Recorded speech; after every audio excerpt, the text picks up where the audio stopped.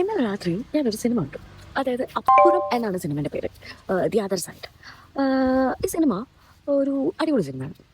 അടിപൊളി സിനിമ എന്ന് നമ്മൾ പറയുമ്പം ആവേശം, കുമ്പളങ്ങി നൈറ്റ്സ് അല്ലെങ്കിൽ മഹേഷിൻ്റെ പ്രതികാരം എന്നുള്ള ലെവലിലൊന്നല്ല ഞാൻ പറയുന്നത്. ഒരു നല്ല സിനിമ. ഈ mental ഹെൽത്തും societal taboos and superstitions ഇത് മൂന്നും കൂടി കോർത്തിണക്കിയിട്ടുള്ള ഒരു നല്ല സിനിമ. നമ്മൾ നല്ല സിനിമകൾ എന്ന് പറയുമ്പോൾ നമ്മുടെ ഒരു അവാർഡ് സിനിമ എന്നുള്ള ഗണത്തിൽപ്പെടുത്തുന്ന കുറച്ച് കാര്യങ്ങളുണ്ട്.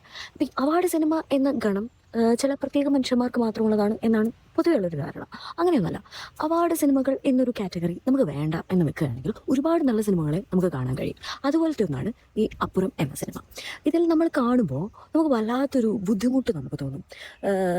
ബുദ്ധിമുട്ട് ഇൻ ദ സെൻസ് അതിൻ്റെ ഒരു വേദന, ആ സിനിമ കൊണ്ടുപോകുന്നൊരു വേദനയുണ്ട്. അപ്പോൾ അത് ഉൾക്കൊള്ളാൻ പറ്റും നമുക്ക് ആ സിനിമ കാണുമ്പോൾ. അതാണ് ഒരു സിനിമയുടെ സക്സസ്സും അല്ലേ. നമ്മൾ ആ ഡയറക്ടർ എന്താണോ നമ്മുടെ അടുത്ത് നിന്ന് ആവശ്യപ്പെടുന്നത് അത് നമുക്ക് ആ സിനിമയിലായിട്ട് കൊടുക്കാൻ പറ്റുന്നുണ്ടെങ്കിൽ അതാണ് ആ സിനിമയുടെ സക്സസ്. അപ്പോൾ ആ ഒരു രീതിയിൽ അപ്പുറം എന്നുള്ള ഒരു മികച്ചൊരു സിനിമയാണ്.